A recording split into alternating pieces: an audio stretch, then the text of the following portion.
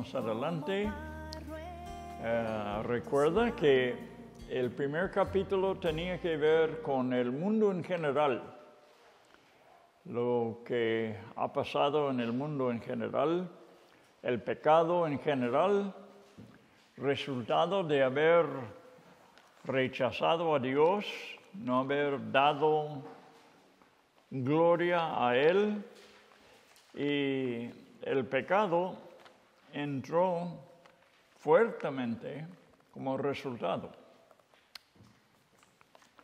Entonces, en el segundo capítulo, empezamos con los pecados religiosos. Y Pablo precisamente está dirigiendo a la gente que se creen bien. Son los judíos en el tiempo de Pablo.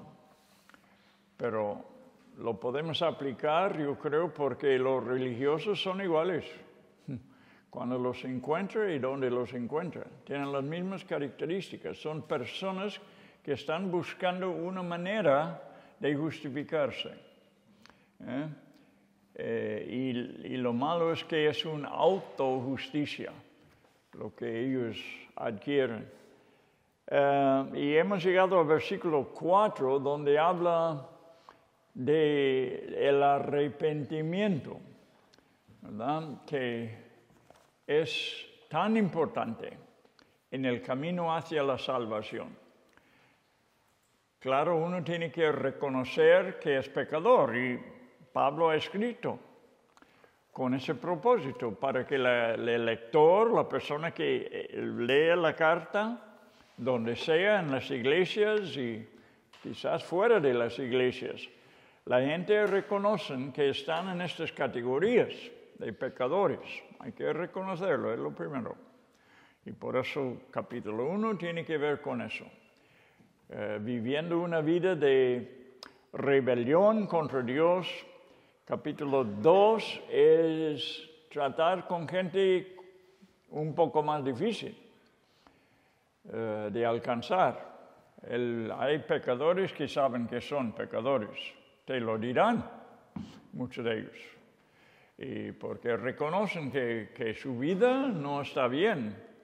Pero el religioso se cree justo, se cree que está bien, es buena gente. Y hace las cosas bien.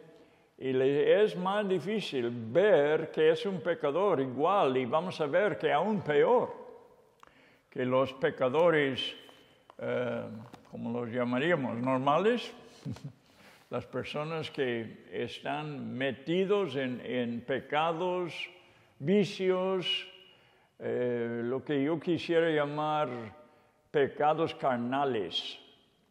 Los religiosos están involucrados mayormente con pecados espirituales.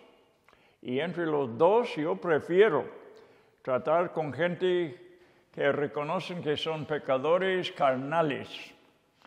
Porque es más difícil, ya le digo, alcanzar a la gente que se creen bien.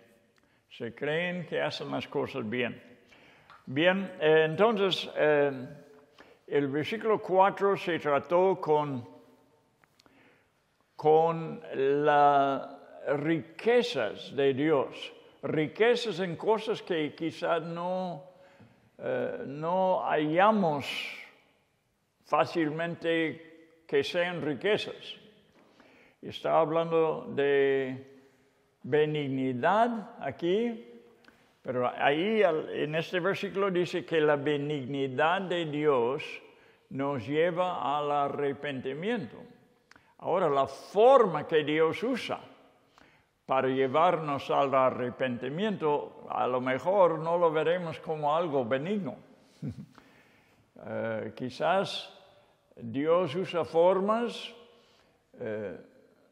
fuertes para hacernos reconocer el pecado, pero siempre Dios lo hace con una benignidad, con amor, intentando de llevarnos donde tenemos que llegar, que es al arrepentimiento. El arrepentimiento es totalmente necesario para que una persona sea salvado. donde no hay arrepentimiento, no hay perdón.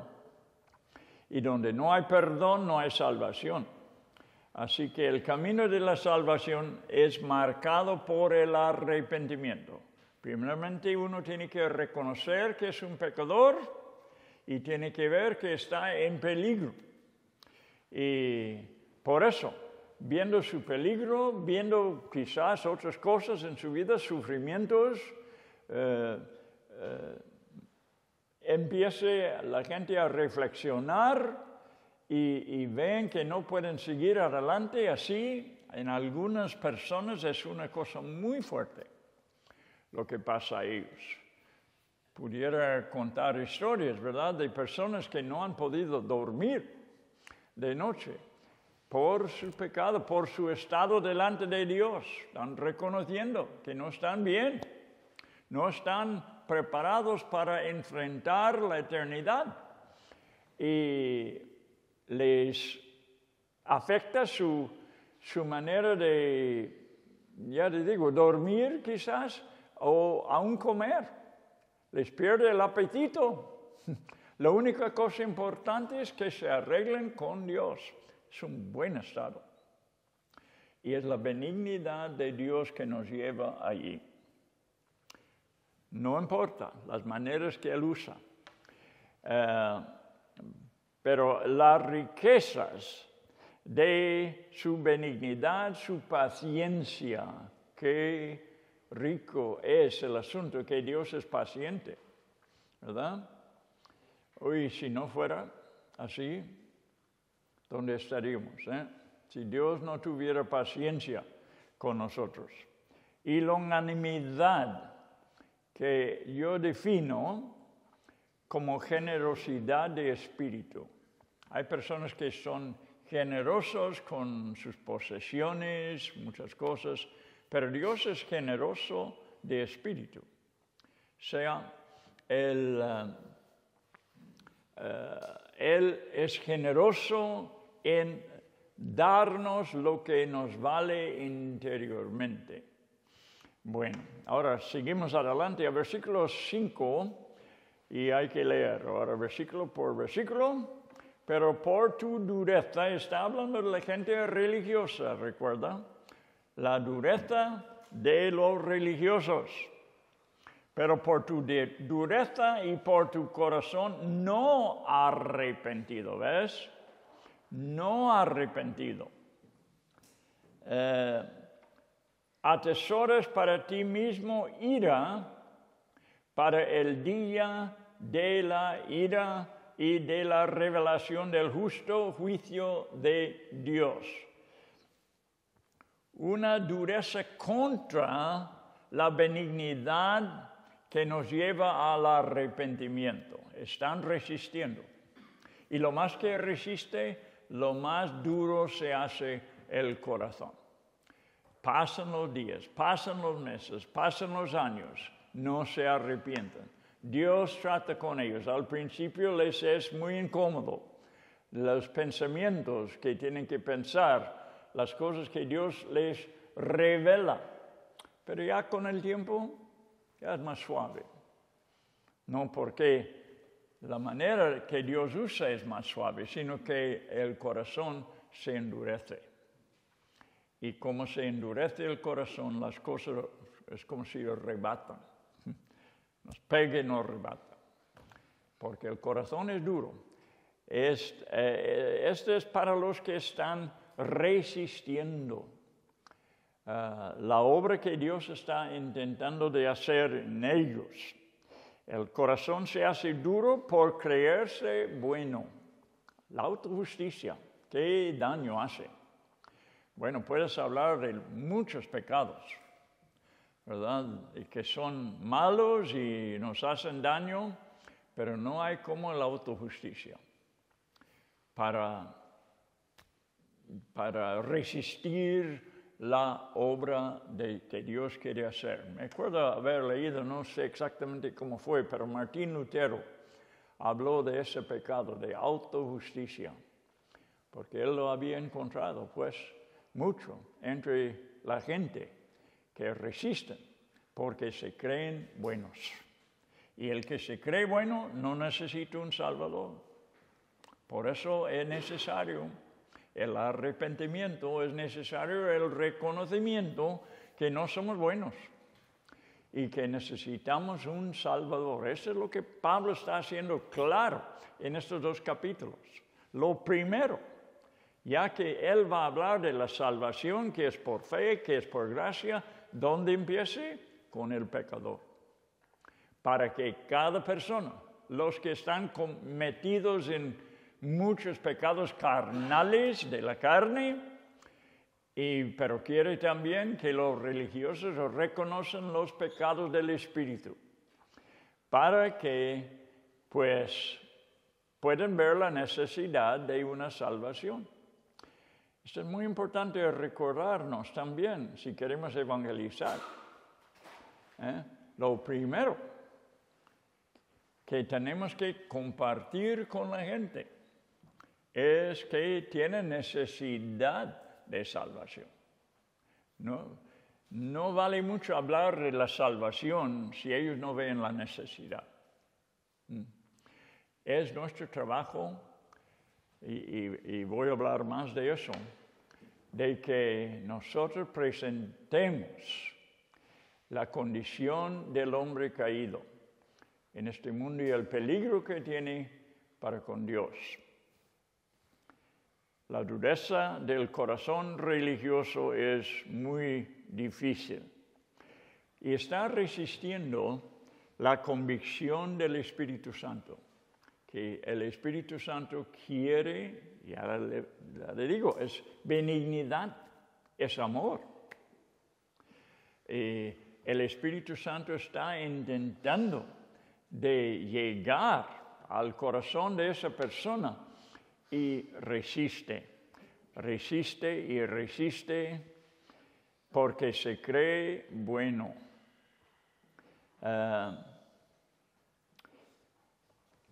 La reacción, es por resistir la convicción del Espíritu Santo y tiene que ver con la palabra de Dios. Recuerda quién es el autor de la palabra de Dios, ¿verdad? Sabemos quién es. Es el Espíritu Santo. Entonces la persona que resiste al Espíritu Santo resiste la palabra.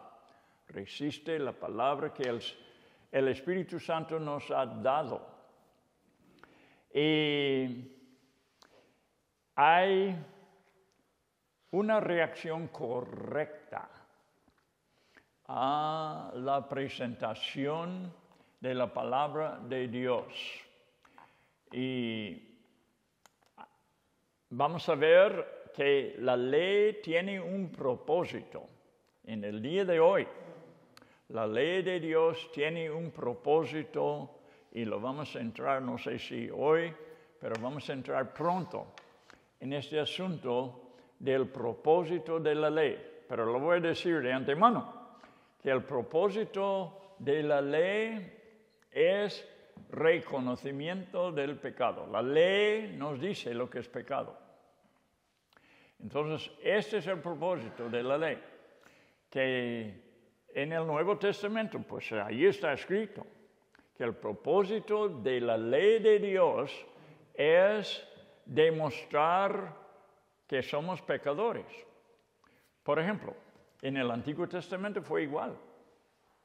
La ley de Dios fue presentada a la gente y si hubo una reacción correcta, la reacción era que la gente tenía temor. Vamos a ver un caso, uno de mis preferidos casos de hablar del rey Josías. Josías era tremendo. Es un estudio muy bueno para cada persona.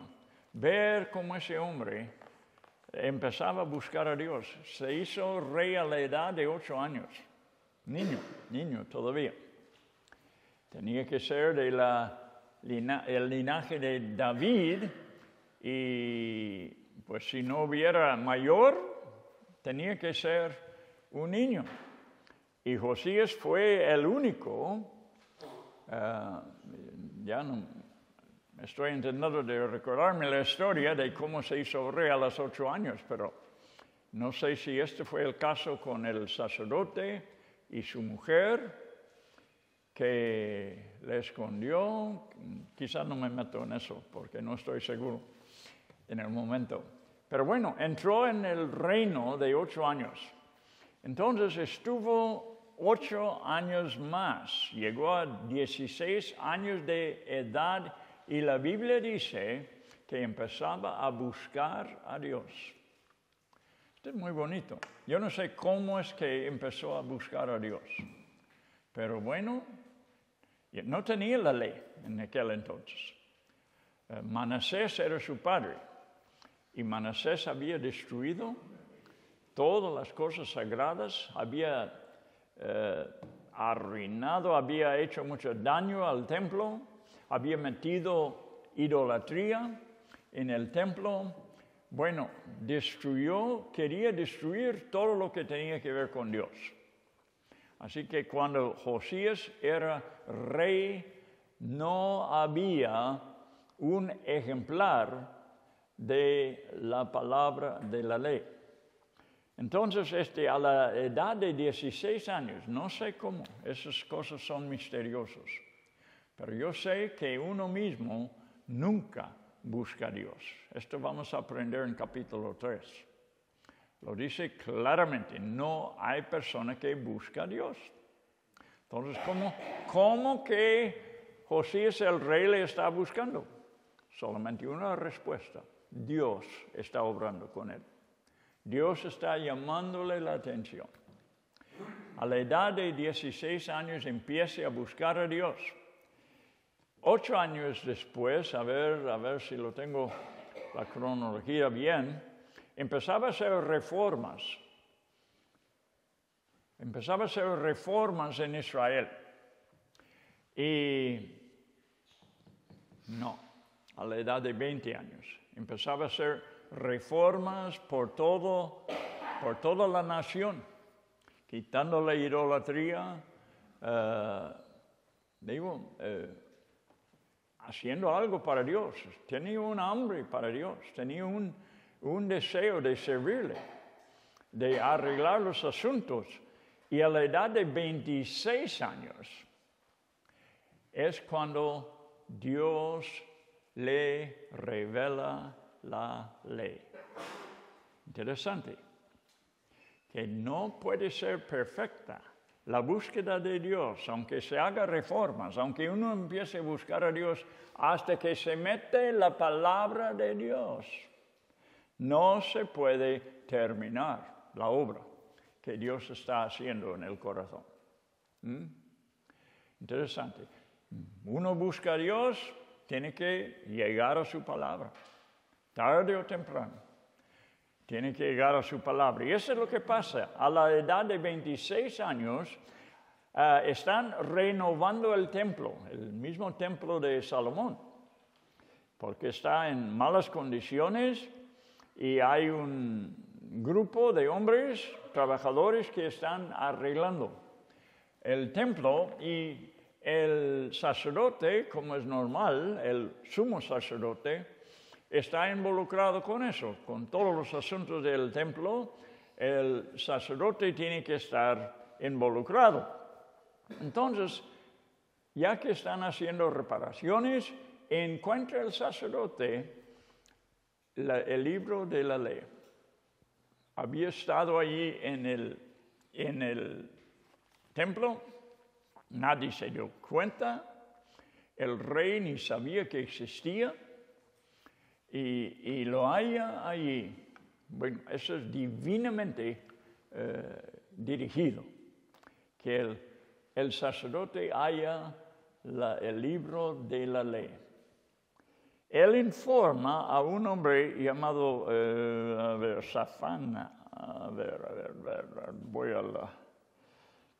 Voy al pasaje para que lo vea. Segunda de Crónicas 34. A mí está en el libro de Reyes, pero vamos a Crónicas. Segunda de Crónicas, ya casi al terminar, capítulo 34, versículo 18. Además de esto, declaró el escriba Safán, eso es quien quería decir, Safán. Esto tiene una parte importante, no solamente ahora, pero años después, en el libro de Jeremías, tú hallas el nombre de Safán, ya no como presente, sino como padre o abuelo, de personas que Dios está usando 2 generaciones después. Qué guapo es eso. Que cuando hay personas que están buscando a Dios y dirigen a sus niños en esa dirección, hallarlos años después sirviendo a Dios. Bueno, 34, ¿dónde? 18. Además de esto, declaró el escriba Safán al rey, diciendo, el sacerdote Hilcías me dio un libro, ni sabía cómo llamarlo, fíjate. Y leyó Safán en él delante del rey. Primeramente él lo leyó personalmente, ahora lo está leyendo al rey. 19. Luego que el rey oyó las palabras de la ley, ¿qué hace? Rasga sus vestidos. Esta, te digo, es la reacción correcta a el conocimiento del libro de la ley. Este es el propósito del libro de la ley, o la ley en general. La ley causa incomodidad porque uno ve que no está bien, no lo ha cumplido. El pueblo no lo ha cumplido. Y Josías se da cuenta, le está escuchando esas palabras y está diciendo, nosotros no estamos haciendo nada de eso. Él rasga sus vestidos. Un señal, ¿verdad?, de desesperación. Y luego podemos saber que él también lloró al escuchar el libro de la ley, porque en la ley se revela el pecado. Y el hombre se sabe que es un pecador. El propósito de la ley de Dios es dar conocimiento del pecado. Antiguo Testamento, Nuevo Testamento. Si yo te digo, oiga, yo creo que tú andas mal, porque estás haciendo esto y el otro y otro, es mi opinión. Es mi opinión. Yo tendré diferentes opiniones sobre el pecado que tú. Por eso, tenemos que ir a la ley de Dios, porque lo que Dios dice es el pecado, es lo que es el pecado. No la opinión del hombre, no de los parientes, no de los amigos, lo que Dios dice. Es pecado, es pecado. Josías lo escucha, sabe que es la palabra de Dios y se espanta. Y, y mandó a Hilcías y a Ahicam, que también podemos saber algo de él en el libro de Jeremías.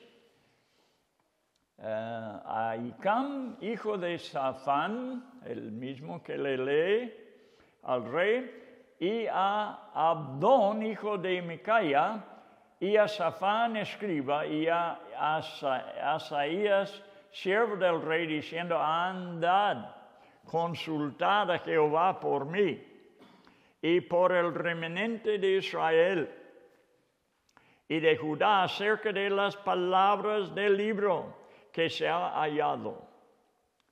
Porque grande es la ira de Jehová que ha caído sobre nosotros.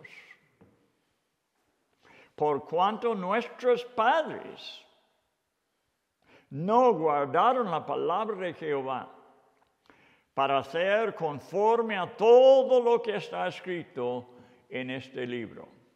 Bueno, no tenemos que ir más adelante. Pero esta es la reacción correcta a la ley. Este hombre está reaccionando con el propósito que Dios tenía cuando nos dio la ley. Este es el propósito. Dar conocimiento del pecado. Y la segunda cosa que vamos a saber, una vez que vemos lo que es el pecado, es que lo hemos cometido. Que no hemos guardado la palabra de Dios. Y así es que el hombre tiene esta reacción. Y bueno, esto fue un cambio tremendo en su vida y en su reino. Ahí entró en el año 13 del reino, entró Jeremías con él. Se hizo amigo con Josías. Y bueno, de ahí en adelante le influye mucho el profeta. Pero bueno, esta es la reacción correcta. ¿Quiere ver una incorrecta? Vamos a ver una. Jeremías 36.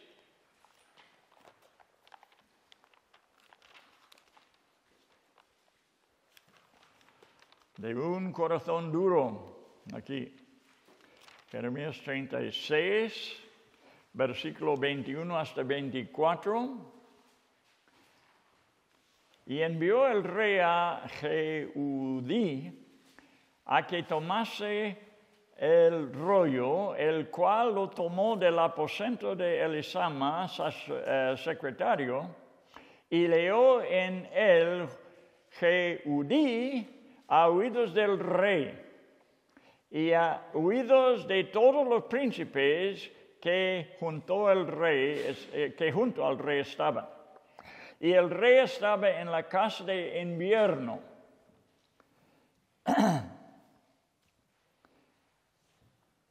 En el caso de invierno, en el mes noveno, y había un brasero ardiendo delante de él para calentarle, pues.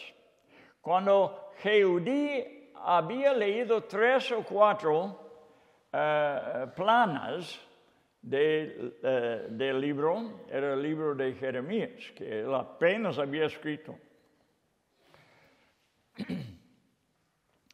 Lo rasgó, ahora en lugar de rasgó sus vestidos, mire lo que rasga el rey Él rasgó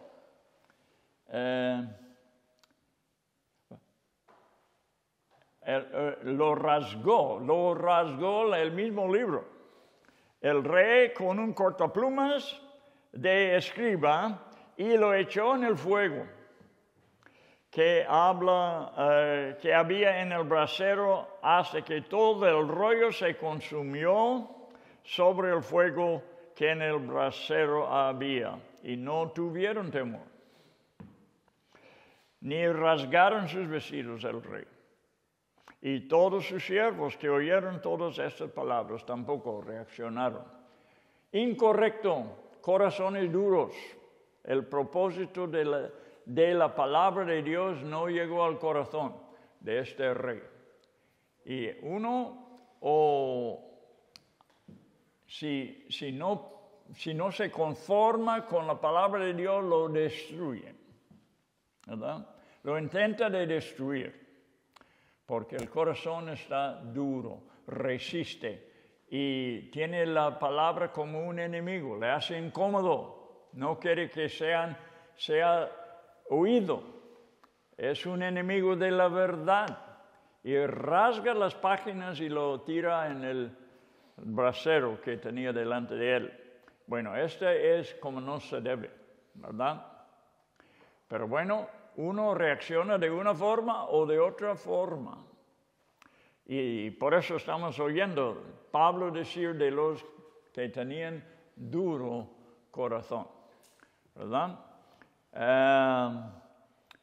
Y hay bastante orgullo en sentirse bueno.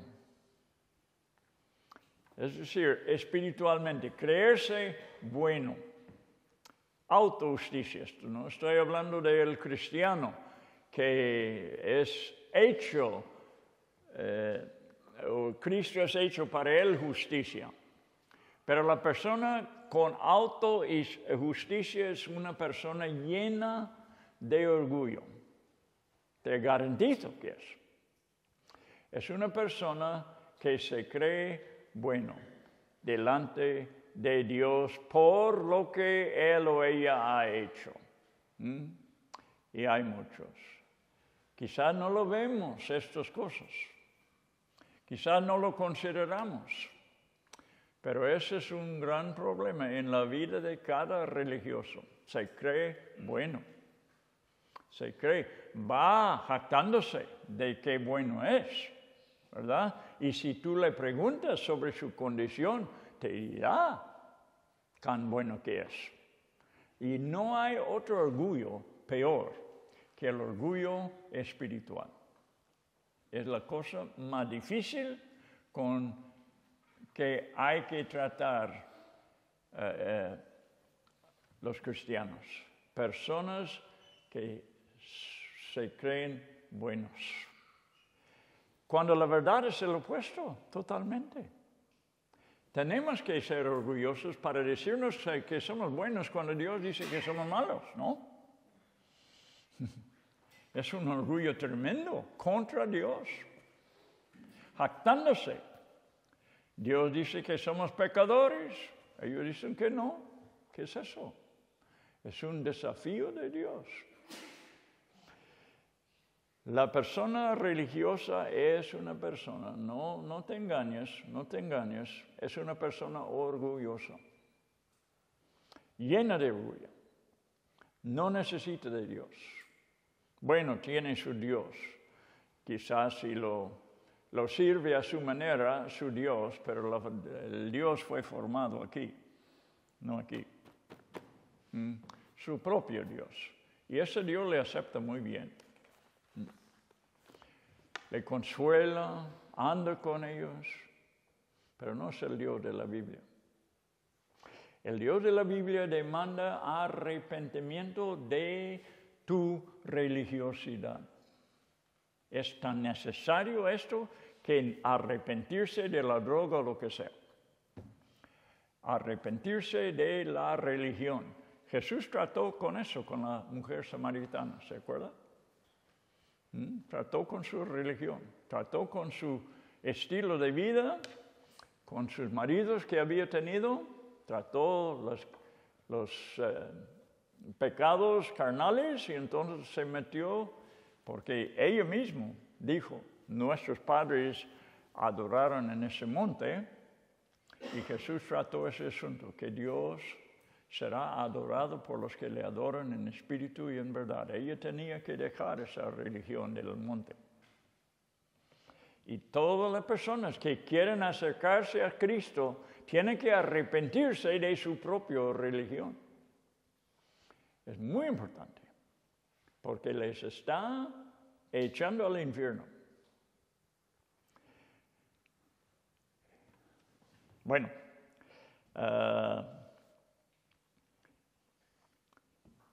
por no arrepentir de la religión, atesora ira, dice. Tu corazón duro te está atesorando ira, lo cual va almacenando. Y cuando llegue el día será juzgado justamente. Pablo trató muy fuerte con ese tipo de persona. Él mismo fue, así es que él les conoció muy bien lo que están pensando, lo que están haciendo. Él ya tenía experiencia, muchos años de experiencia, con la cosa de ser religioso. Ahora, vamos a ver en Mateo 21, vamos a leer primero Romanos 2, versículo 6. Capítulo 2, versículo 6, el cual pagará a cada uno conforme a sus obras. Lo que me llama la atención en este versículo es la palabra obras, y es importante que lo entendamos bien. ¿De qué obras está hablando aquí? Vamos a ver a Mateo capítulo 21.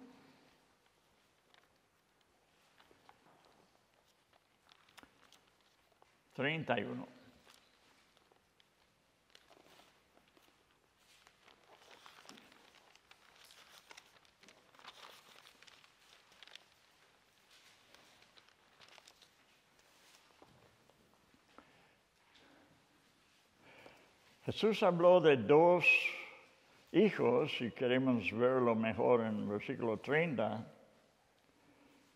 No, hay que ir antes. Versículo 28. Pero ¿qué os parece? Un hombre tenía dos hijos y acercándose al primero le dijo: Hijo, ve hoy a trabajar en mi viña. Respondiendo él, dijo: No quiero. Pero después, arrepentido fue. Y acercándose al otro, le dijo de la misma manera, y respondió él y dijo: Sí, Señor, voy. Y no fue. Entonces Cristo pregunta a la multitud: ¿qué piensa? ¿Cuál hizo la voluntad del Padre? ¿Cuál de los dos hizo la voluntad de su Padre? Dijeron ellos: el primero. Bueno, eso no fue difícil, ¿verdad? Jesús les dijo: de cierto digo, escucha esto, que los publicanos y las rameras van delante de vosotros al reino de Dios. Aquí nos está diciendo Jesús lo que es el más peligroso de los dos clases de pecadores que estamos tratando. Está hablando a la gente religiosa y les dice que las rameras, los que todos desprecian, los cobradores de impuestos que todos no solamente despreciaban, pero odiaban, ¿verdad? Y los cuenta como muy pecadores porque eran deshonestos muchas veces, robaban dinero. Y bueno, muy despreciados en la sociedad, las rameras igual, hombres y mujeres, ¿verdad? De los más despreciados de la sociedad.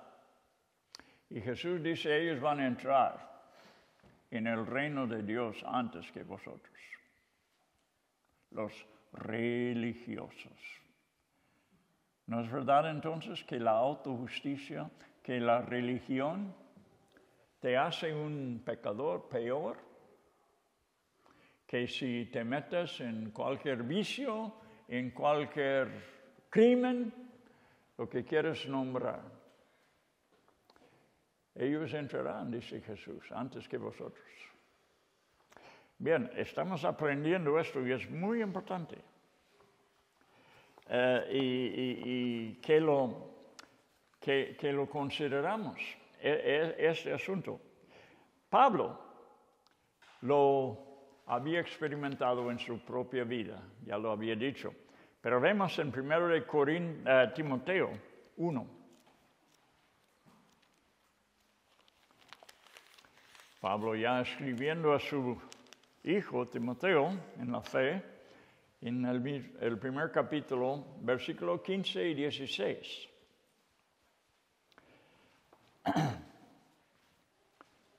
Palabra fiel y digna de ser recibido por todos. Esto no debe haber ninguna discusión. No hay por qué argumentar sobre el asunto. Que Jesucristo vino al mundo para salvar a los pecadores.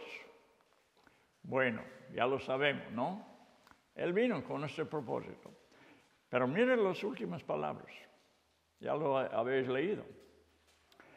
De los cuales yo soy el primero. Porque yo era entre esos autojustos.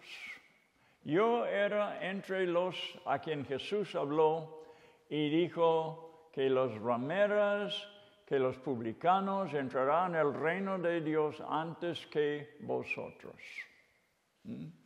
Yo fui uno de ellos, de lo cual yo soy el primero. No lo dijo como un intento de parecer humilde. Decir unas palabras humildes. Eso sería la tentación de cada uno. No, yo fui el primero. Yo fui el más vil pecador de todos. No, Pablo no está diciendo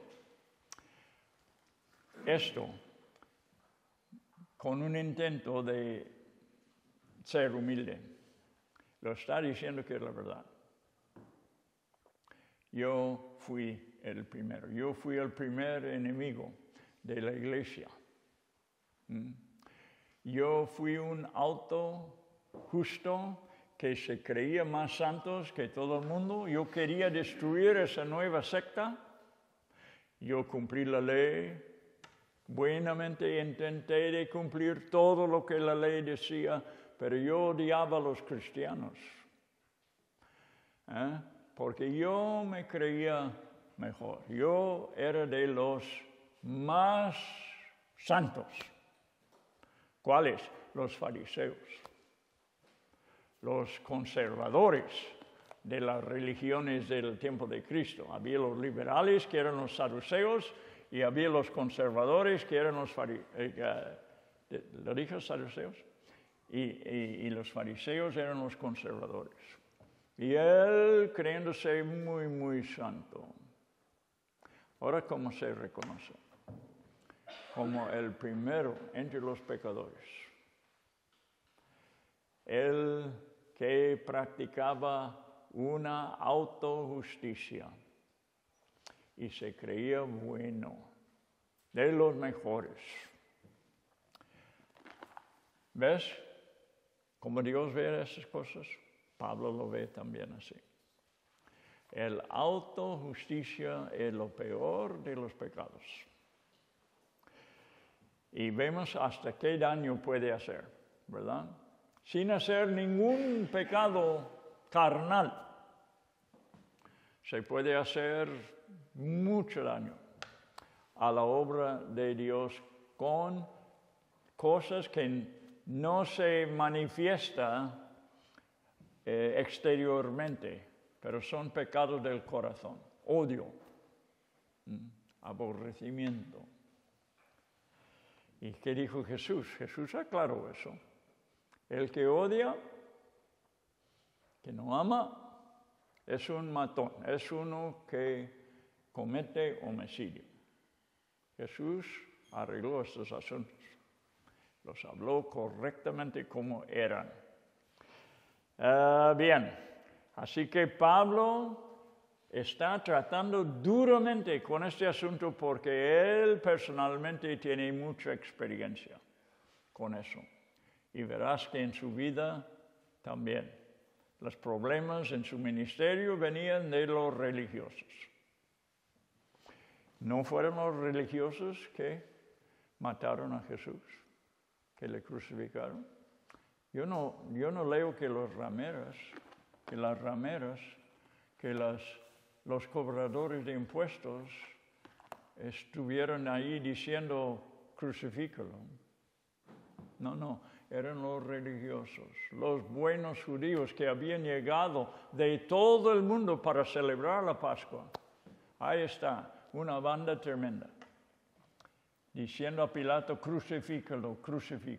Los buenos que habían llegado a la fiesta, con sus sacrificios, con todo lo que iban a experimentar allí. Mira qué buenos somos, hemos viajado mucho para llegar aquí. Estamos obedeciendo al Señor, sí, y crucificando a su Hijo.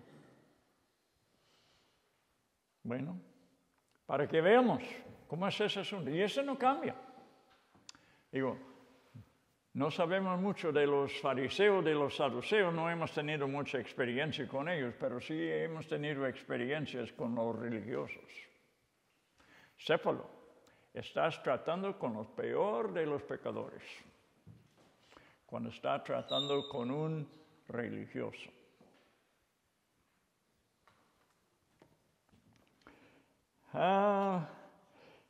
Iba a hablar de las obras de que se habla versículo 7. ¿Lo hemos leído? Parece que lo he leído. 6 decía, el cual pagará a cada uno conforme a sus obras. Está hablando la gente religiosa. 7, vida eterna a los que perseverando en bien hacer buscan gloria y honra y inmortalidad. Preservando en bien. Ahora quiero tratar un poco este asunto. No me da tiempo de meterme profundamente en el asunto de hacer el bien. El cristiano hace bien. Podemos llamarlos obras, no sería malo llamarlo obra, pero no es la obra que hacen los religiosos para que, con un intento de agradar a Dios. Lo que el cristiano hace es diferente. No es de la misma manera, no es con el mismo propósito. Y esto vamos a estudiar un poco, no tenemos mucho tiempo, pero en Efesios 2:2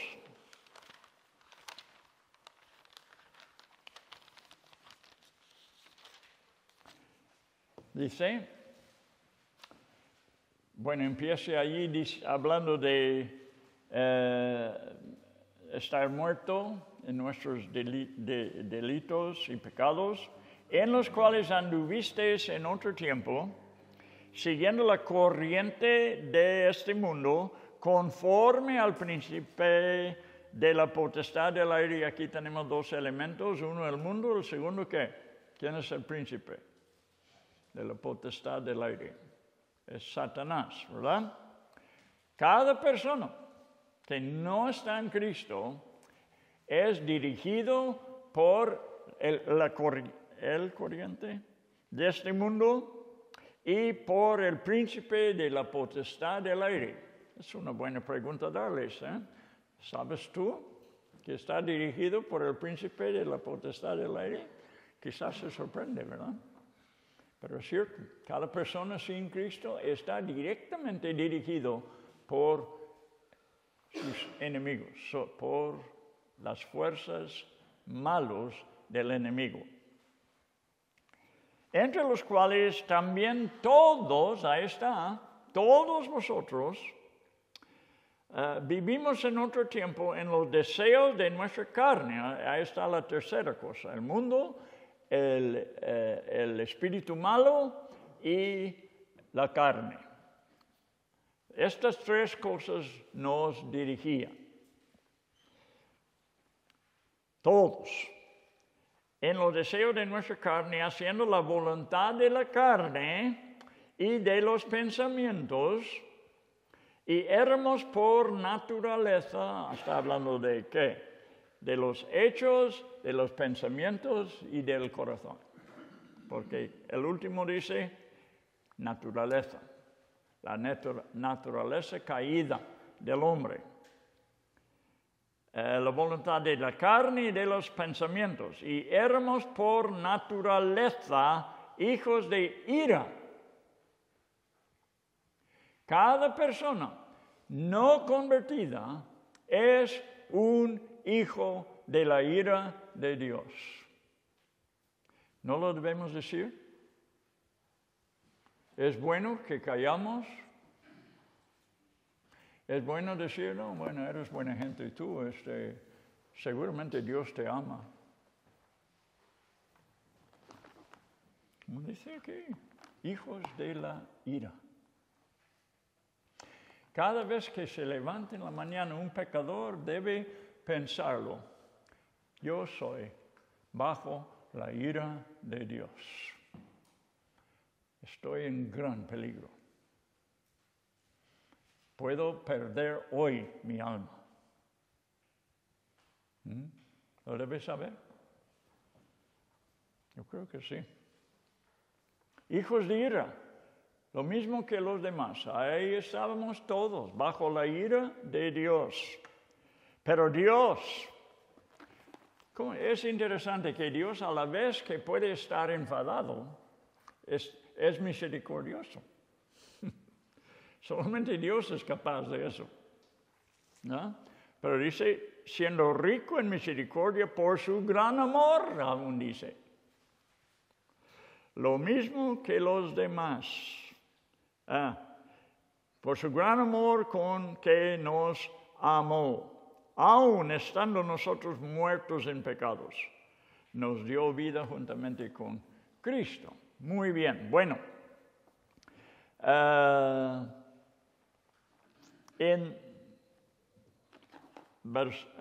Hay que seguir leyendo. Por su gran amor con que nos amó. Entonces bajamos al versículo 8. Porque por gracia sois salvos por medio de la fe.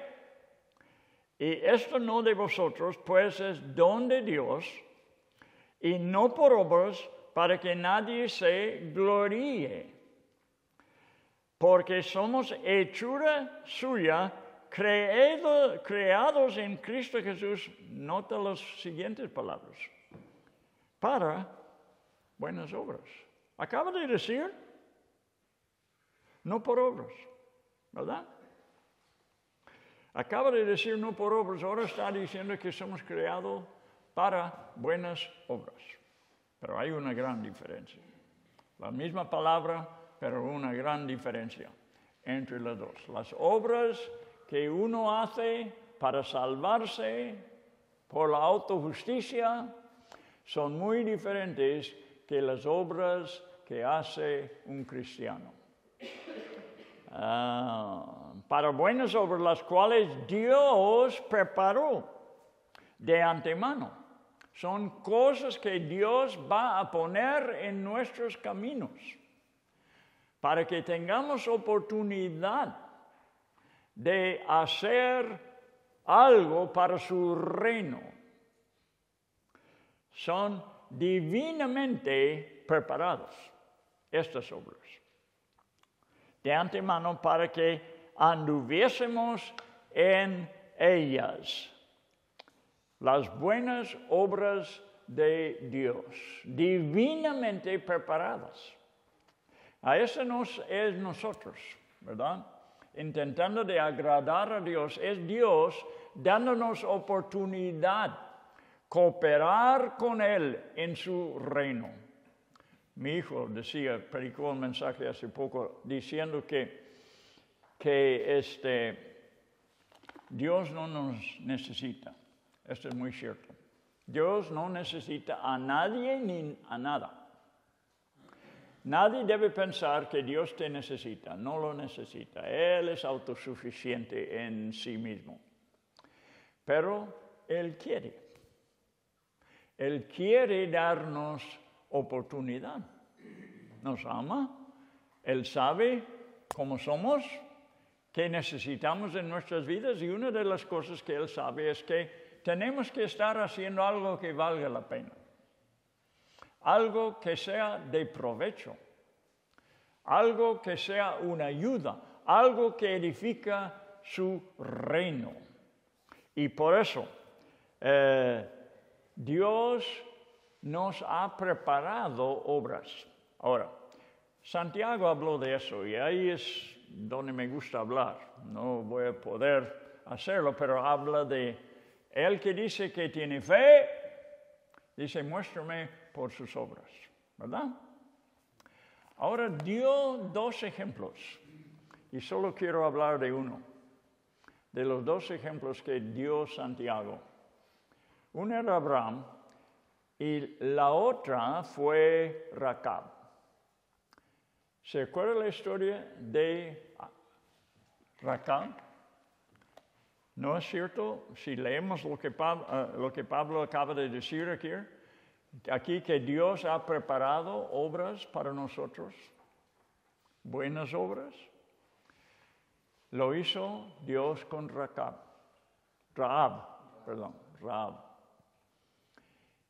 ¿Cómo fue? Pues manda a 2 de los espías de Israel a su casa.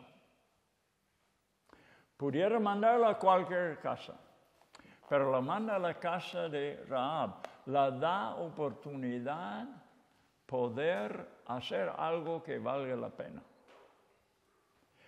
Dándola oportunidad podemos decir, dándola un ministerio en su reino. Algo que edifica su reino. Esas no son obras muertas, esas son obras vivas. Dios preparó todo. Ya estaba obrando en ella. Ella tenía fe. Tenía más que los conciudadanos. Ellos tenían temor, ella también. Pero ella tenía fe, además. Dios está obrando en esta mujer. Dios manda a las espías con ella y le da esta oportunidad de servirle. Pudiera rechazarlo, ¿verdad?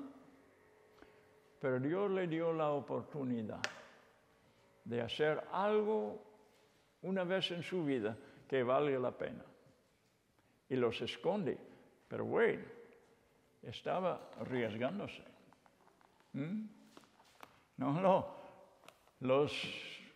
El rey de Jericó, la gente importante, estaban buscando esos espías. Y ella los esconde. Porque le valía a ella las cosas de Dios. Y al arriesgar su vida, esconde a esos hombres. Bueno, sabemos cómo va la historia. Pero esas son las obras de que estamos hablando. Obras vivas, obras que adelantan la obra de Dios. No es una persona diciendo, bueno, no sé si he hecho mi obra buena hoy todavía. Debo hacer algo, a ver quién puedo ayudar un poco. A lo mejor a Ricardo. Necesita que yo haga algo, le voy a preguntar. No está buscando nada. Dios lo pone delante, lo prepara. Aquí está. A ver, lo que vas a hacer.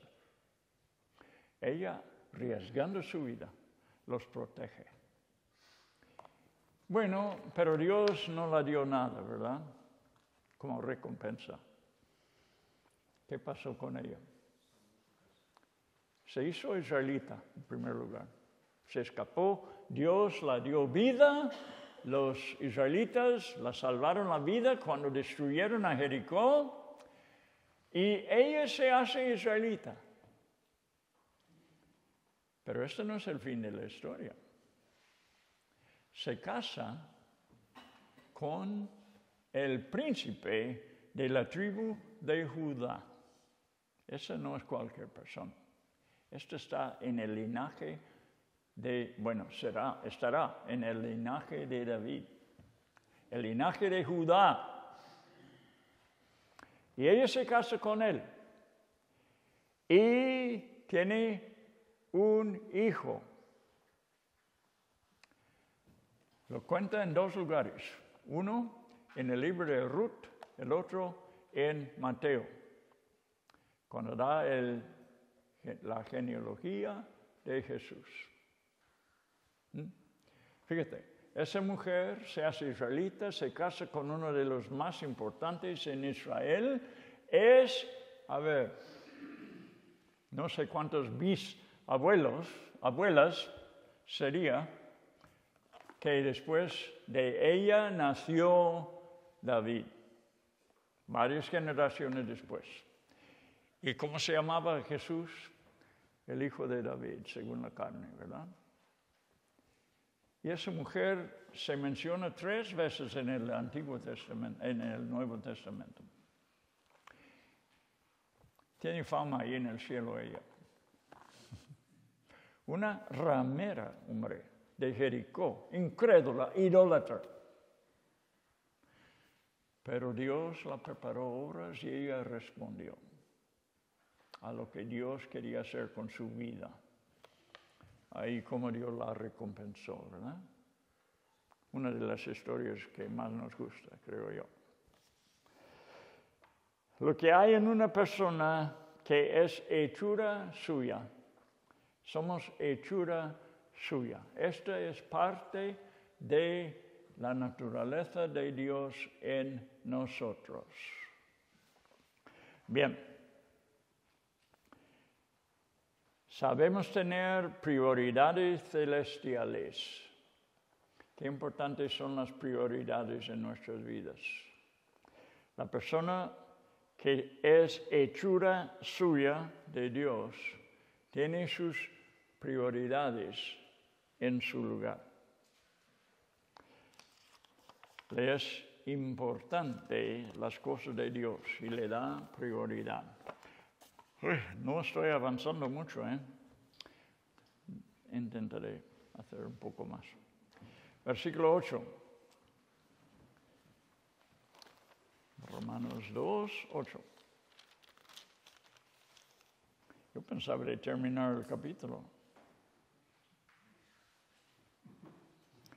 Pero ira y enojo a los que son contenciosos y no obedecen a la verdad, sino que obedecen a la injusticia.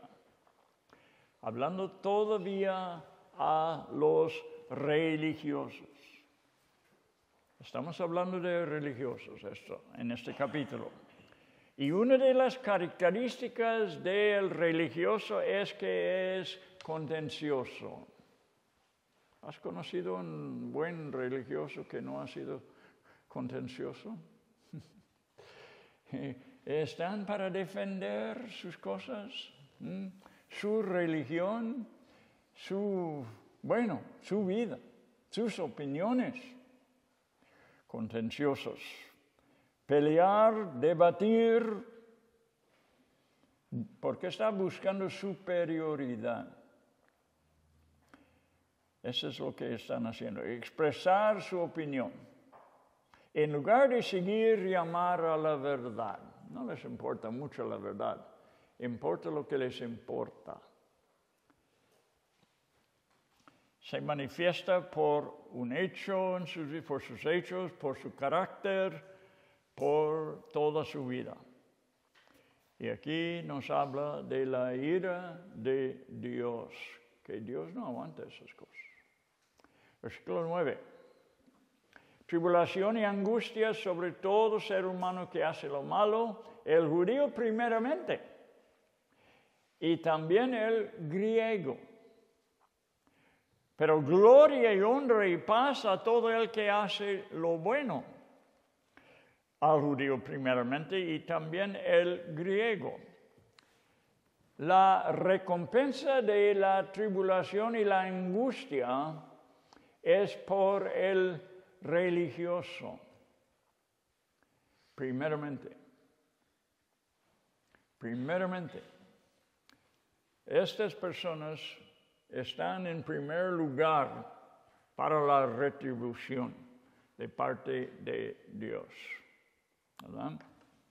Recuerda, estamos hablando de la gente religiosa, no cambiamos el tema. Y aquí tenemos que considerar otra cosa, y es que Dios eligió y formó la raza judía para su pueblo. Les formó, los eligió para su pueblo. Cristo vino a ellos primero y tuvieron muchas ventajas, pero si la rechazaran, el juicio cayó primero sobre ellos. Estaban enfrente de la línea, enfrente de la cola, para recibir bendición, pero también para recibir retribución, dependiendo cómo respondieron al Evangelio.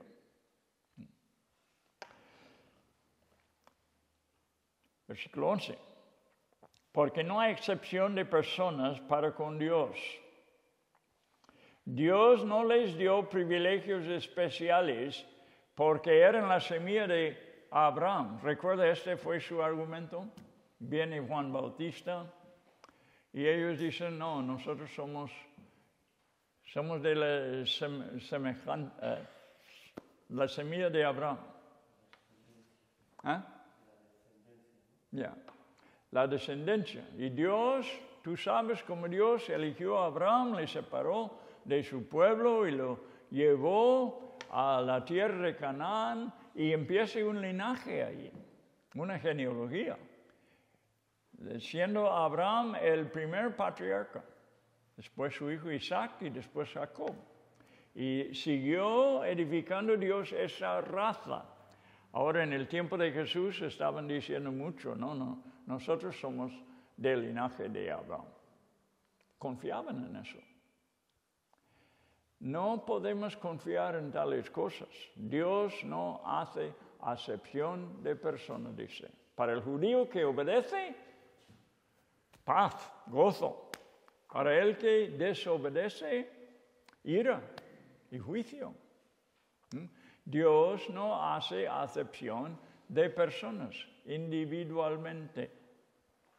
Es claro que está preparando esta raza de personas, pero no por estar entre ellos. Quiere decir que está bien, que Dios le va a considerar esto y esta es la cosa más importante. Para nada.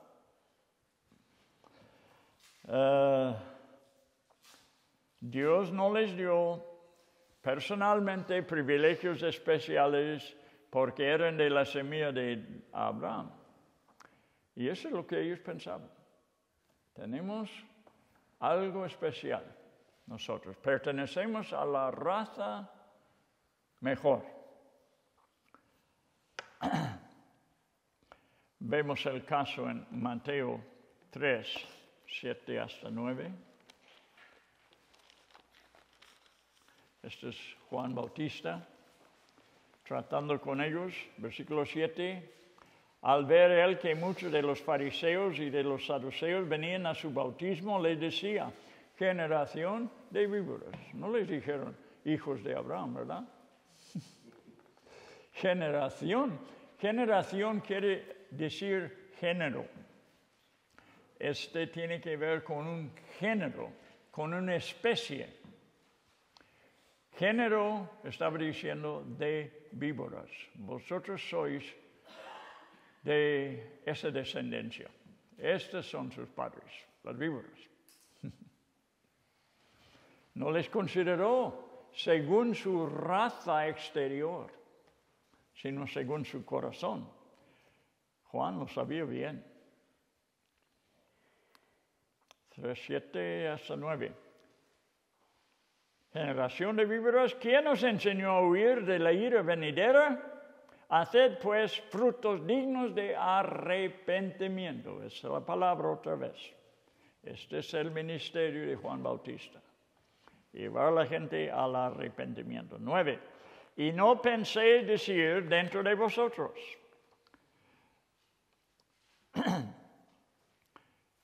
Dentro de vosotros mismos. A Abraham tenemos por padre, porque yo os digo que Dios puede levantar hijos de Abraham aún de estas piedras. Esto no cuenta en el asunto. No cuenta. Nunca.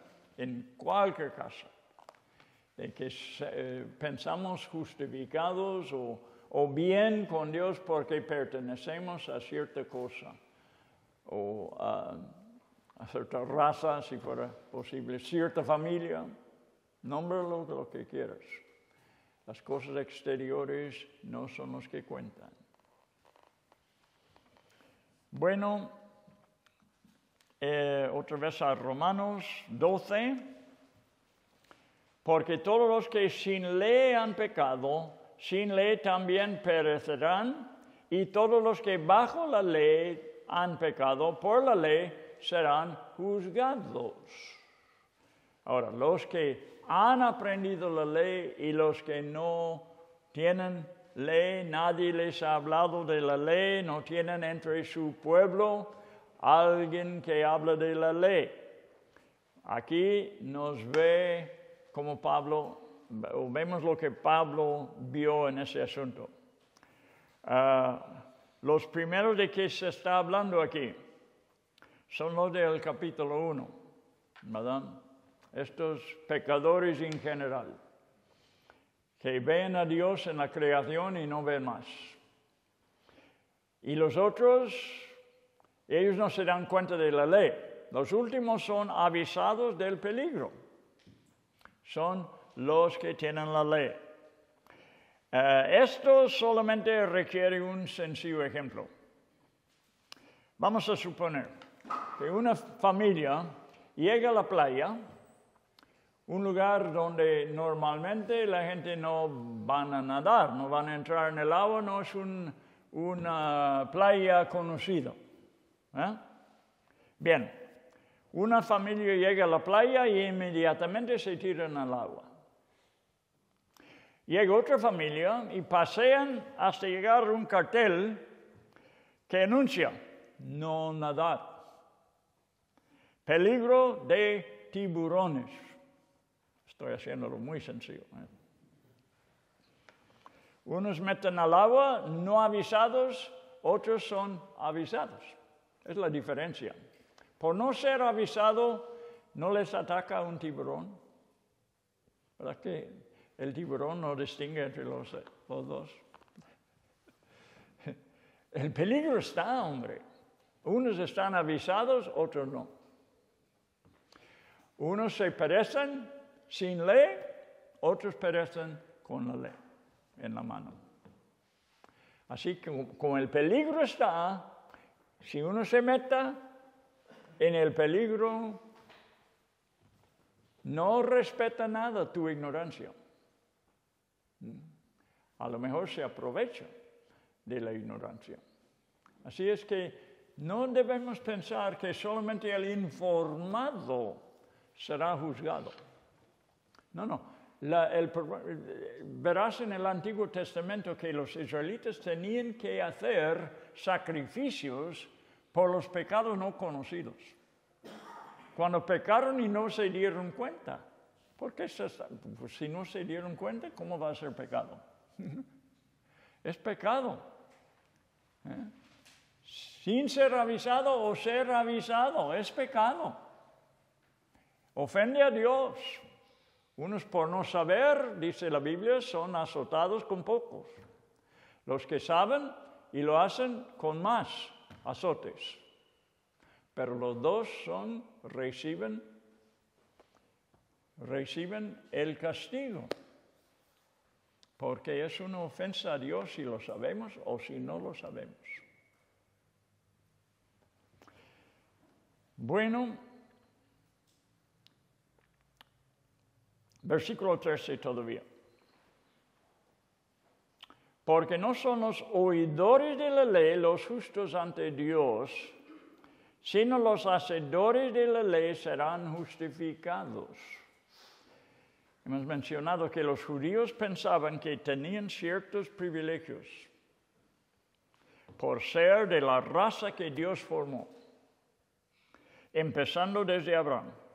Otra ventaja era que Dios compartió su ley con ellos. Esta fue una gran ventaja. Mucha más oportunidad de dejar sus pecados y seguir a Dios. Y una gran ventaja si guardaban lo que decía la palabra de Dios. Tenemos también entre los cristianos algunos que piensan por asistir a las reuniones están bien. Estamos escuchando la palabra, vamos a las reuniones. Ojalá que no haya ninguno aquí que piense que eso es lo necesario. Y por pertenecer algunos a cierta iglesia. Ellos creen que esa es una de las mejores iglesias. Tienen las mejores doctrinas. Están haciendo muchas cosas. Obra misionera como tú no ves. Y estoy bien porque estoy en medio de esta iglesia. No cuenta nada. No tiene que ver.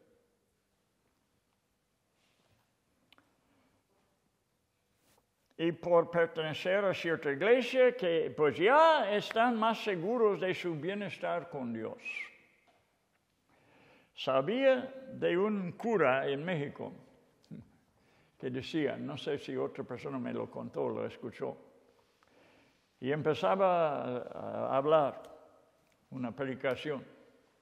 Dice, hay católicos borrachos, católicos fumadores, católicos ladrones, católicos de todo tipo, pero católicos. Eso es lo importante. ¿Verdad? ¿Verdad? Pero bueno, esa es la idea que tienen. Te das Dios un lugar especial en su plan porque pertenecen y asisten y ayudan a la iglesia. Fueron bautizados de niños también. Eso ha de contar algo, ¿no? La misma mentalidad, aún entre personas. No digo es lo que enseña, pero hay personas que se sienten cómodamente pensando que están en un buen ambiente y esto es todo lo necesario. Qué bueno si estás en un buen ambiente, pero ¿qué estás haciendo con esa oportunidad que Dios te ha dado? ¿Verdad? En versículo 14 dice, porque cuando los gentiles que no tienen ley hacen por naturaleza lo que es de la ley, estos, aunque no tengan ley, son ley para sí mismos. Se hacen bien, aunque no han leído el cartel, ¿verdad? Supongamos que el padre de la familia que no vio el aviso de tiburones dice a su familia, a su esposa, a sus hijos, mira, no vamos a meternos al agua. No lee un cartel. Él dice, aquí la gente no se acostumbra a nadar. Hay que tener cuidado. Puede haber peligros aquí. ¿Qué le habla?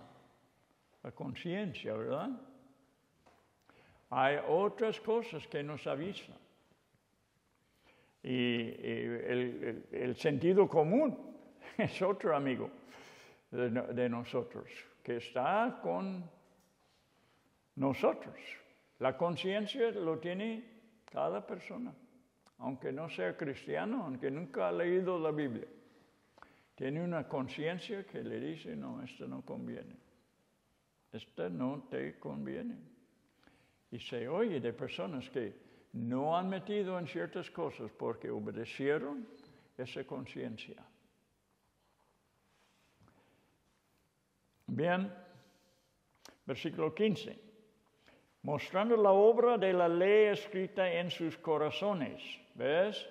Hay algo adentro. Ahora estamos hablando de algo más, no de una conciencia, sino algo en el corazón. Mostrando la obra en la ley, de la ley escrita en sus corazones, dando testimonio su conciencia. Ahí dice también conciencia. Y acusándoles o defendiéndoles sus razonamientos. Ahora estamos hablando de una persona con un corazón transformado. Una persona quizás no ha leído la Biblia, quizás todavía no está instruido en las cosas de Dios, pero si ha nacido de nuevo, su misma naturaleza le va a dirigir en el camino correcto. Por haber nacido de nuevo. La ley está escrita, la Biblia lo dice, en el corazón. La ley de Dios está escrita en el corazón de la persona nacida de nuevo.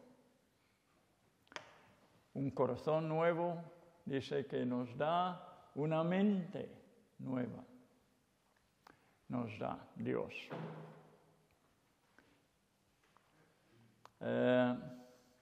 Ayudando también por su conciencia que les acusa o no les excusa, o les excusa. 16. En el día en que Dios juzgará por Jesucristo los secretos de los hombres conforme a mi evangelio. Dios juzgará secretos. El secreto invisible tras los hechos de las personas. Veamos Mateo 25. Este es interesante, este capítulo. Quiero que vean adelante el juicio de las naciones en versículo 31. Eso es interesante. Lo vi ese un día y dije, bueno, parece que el juicio ocurrió antes que el juicio. Porque mira lo que pasa aquí. Cuando el Hijo del Hombre venga en su gloria y todos los santos ángeles con él, entonces se sentará en su trono de gloria. 32. Y serán reunidos delante de él todas las naciones. Y escuche esta parte. Y apartará los unos de los otros, como aparte el pastor las ovejas de los cabritos. Pero no ha ocurrido el juicio todavía. Y los ha apartado unos a un lado y otros a otro lado. Es interesante eso. Y entonces empieza a hablar a unos y no reconocen lo que está diciendo, no se acuerdan. Pero lo que Dios está haciendo, sí, lo que Dios está haciendo aquí es juzgando a la persona por lo que Él sabe. Será sus obras antes del tiempo. Es un cabrito, por eso hace lo que los cabritos hacen. Es una oveja, por eso hace lo que las ovejas hacen. Y hablan a los a su derecha. Bienaventurados sois, porque me diste de comer, etcétera, etcétera. Pero ya los tenían juzgado. Andaban según su naturaleza. Si eran ovejas, hicieron las obras de las ovejas. Si eran cabritos, hicieron las obras de los cabritos. Y en verdad, esta es lo que maneja nuestras vidas. Si somos nacidos de nuevo, si somos de Dios, si Dios ha hecho una obra verdaderamente en nuestras vidas, las obras, como hemos dicho, hechuras suyas, las que Dios ha preparado es lo que va a hacer esta oveja. O si es cabrito, lo va a hacer al opuesto. La Biblia habla mucho de zoología. ¿Verdad? ¿Has visto la zoología que hay en la Biblia? Puercos, perros. El puerco vuelve al lodo, el perro vuelve al vómito, porque es un perro. Bueno, no espera que él se porta con hábitos muy sanos. Él va a hacer lo que le da la gana. Y el puerco igual. Tú lo puedes lavar, lo puedes decorar si quieres. Métele orejas, ¿cómo se llaman? Orejitas. Decóralo, vístelo si quieres, suéltalo y ves lo que pasa con el puerco. El cerdo se va directamente al lodo, porque es un cerdo. Las ovejas hacen lo que las ovejas. Ya sabía Dios. Al lado esto estaban los ovejas. Aquí estaban los cabritos y hicieron lo que los cabritos y las ovejas hacen. Todo tiene que ver con la naturaleza, la nueva creación. Bueno, tenemos que terminar, ¿verdad? ¿Cuánto nos falta? Todavía tengo 6 páginas, si tenéis tiempo. Me gustaría terminar el capítulo, pero ya se hizo tarde. Vamos a ver. Hemos ido más rápido ya. Versículo 17 en Romanos.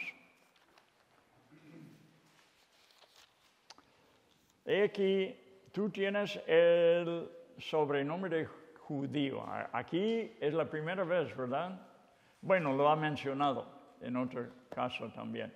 Pero en los primeros versículos no sabemos de quién está hablando, solamente de los religiosos. Se nota que son religiosos, pero aquí ya está diciendo claramente que está hablando a los judíos. He aquí, tú tienes el sobrenombre de judío y le apoyas en la ley y te glorías en Dios y conoces su voluntad y instruido por la ley apruebas lo mejor y confías en que eres guía de los ciegos, luz de los que están en tinieblas, instructor de los indoctos, maestro de niños, que tienes en la ley la forma de la ciencia y de la verdad. Un resumen de la mentalidad religiosa. Eres un judío. Tu confianza es la ley. Tu Dios es Jehová. Conoce lo que Él requiere. Conoce entre malo y bueno. Y apruebas lo que es bueno según la ley. Lo apruebas, pero eso no quiere decir que lo practicas. ¿Right? Eres el maestro, un guía, una luz, instructor de los que son ignorantes, por un entendimiento de conocer la verdad de la ley. Eres estudiado en la ley y puedes hacer todas estas cosas, pero no has cambiado tu corazón. 21.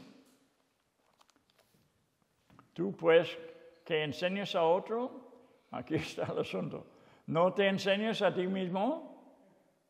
Esto es lo difícil, ¿verdad? Enseñarnos. A otros sí, a otros sí.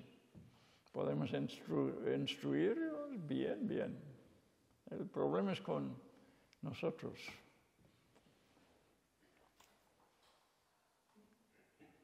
¿No te enseñas a ti mismo? ¿Tú que predicas que no se ha de hurtar, hurtas? ¿Tú que dices que no se ha de adulterar, adulteras? ¿Tú que abominas de los ídolos, cometes sacrilegio? ¿Ves que es de otra forma? Es como Jesús habló. Has oído lo que fue dicho por los antiguos. No matarás. Ahora, pero tú odias a tu hermano. Todas estas cosas tienen que ver con lo mismo. Una cosa más profunda que el hecho tiene que ver con los pensamientos, tiene que ver con los deseos, igual que los hechos. Cometes sacrilegio. Tú que te jactas de la ley, con infracción de la ley deshonras a Dios.